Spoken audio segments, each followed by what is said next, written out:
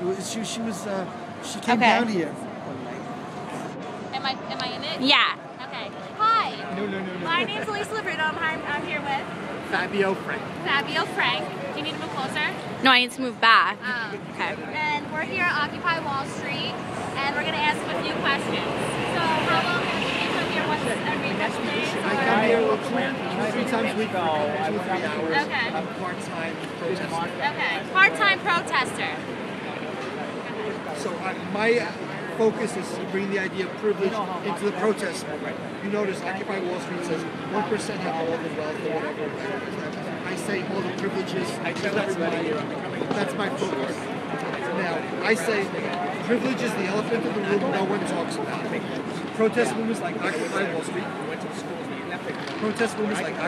Street, Marxist-Leninist groups, religious liberation theology groups against white skin privilege or male privilege, to me, are all attempts to understand privilege in our own way. Just like we filming it are trying to understand privilege in our own way. Now, what is privilege? Privilege is the unequal exchange of labor time.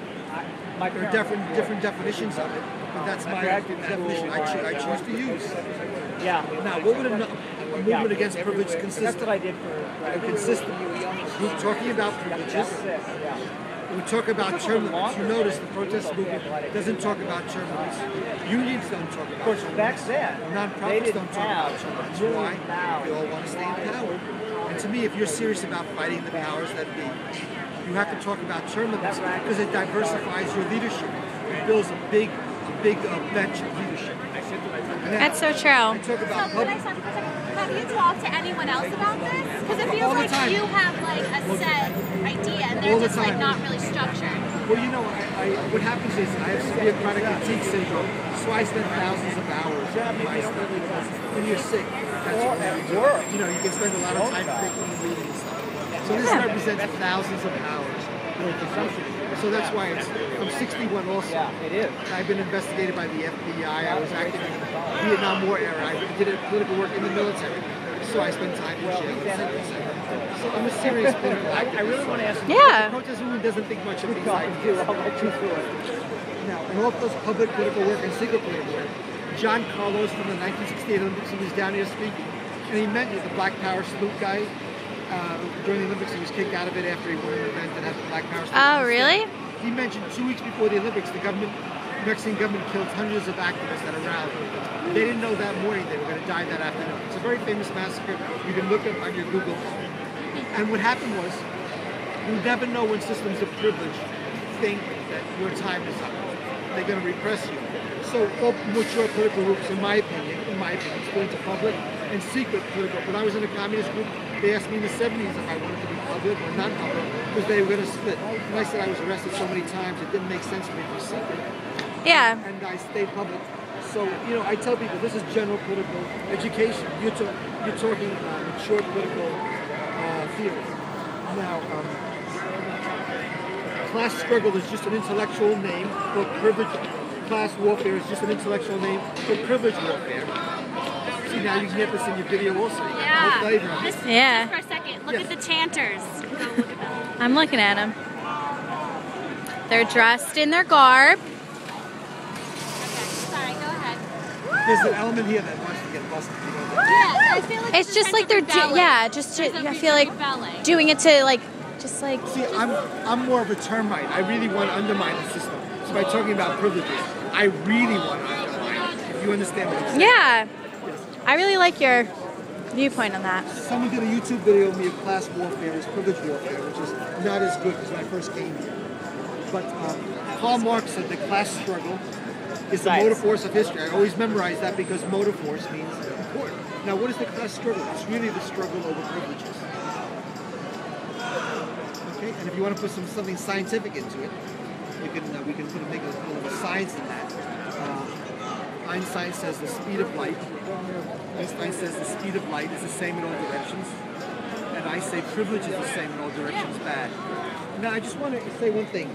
When you have these groups protesting, like Occupy Wall Street, they're all basically, even Marxist-Leninist groups, they're all for more merited type privileges. They may think this is just imperialism is unfair, etc., etc.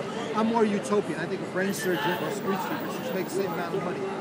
Would be considered utopian protesting. I think all privileges are bad and people should be equal. But all these groups like Occupy Wall Street wants a fair, kinder Wall Street. Put your money where your mouth is and protest! See, people like that. But if you're talking about privileges, privileges. We're all here because we're angry. Oh yeah, get it for your class. Sorry. No, it's okay. Why aren't you joining us? It's just like to me. Somebody was just arrested for square dancing. Wow.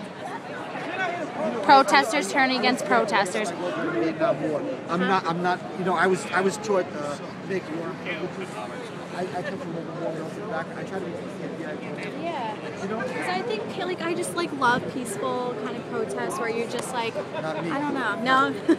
I'm more, like I said, the FBI, well, what happens is if you know friends who haven't registered for the draft, and in my time, you know, you were sent to jail, right? Now what they do is they send you a notice saying, here's the website, you know what the penalties are, here's the code, your ID code, just register and everything is going to be fine. During my time, the Vietnam War. No, my dad time to is leave now. 64 years old, and he was I'm 61.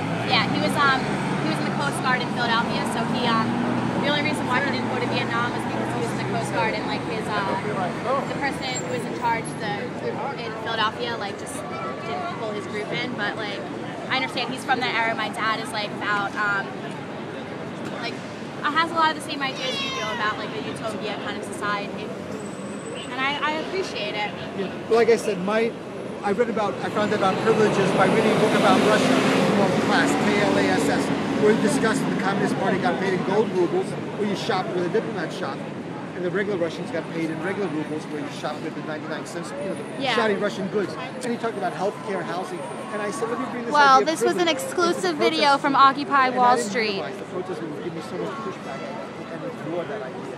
You know, and then I said, maybe I'm not explaining those privileges.